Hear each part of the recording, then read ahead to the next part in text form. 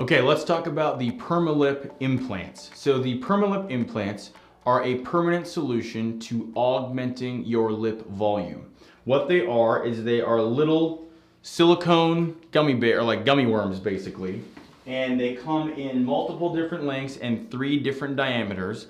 And basically how it works is these little implants, one keeps falling out when I hold it up and down, are placed within your lips, and they stay there forever until you want them taken out, if you ever want them taken out. So they don't have to be taken out, but it's easy to take them out if you don't like them.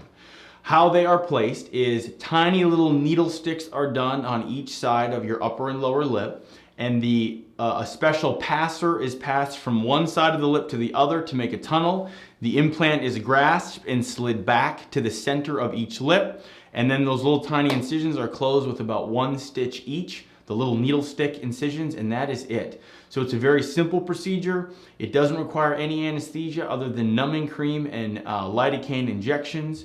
The recovery is fairly minimal. And that is what the Permalip implant is. It is an option to augment your lips with a permanent device that does not dissolve away. So when I say permanent, what I mean by that is it doesn't dissolve away. It stays there until you have somebody take it out. And you don't have to have someone take it out ever, but if you don't like it and you want your lip implants taken out, they are easy to take out. The cost of Permalip implant placement in both the upper and lower lips is approximately $2,500 total, which is essentially equivalent to 4 syringes of filler. So keep that in mind if you're having frequent filler injections to your lips to augment your lips. You may want to consider Permalip implants because they could save you money over the long term.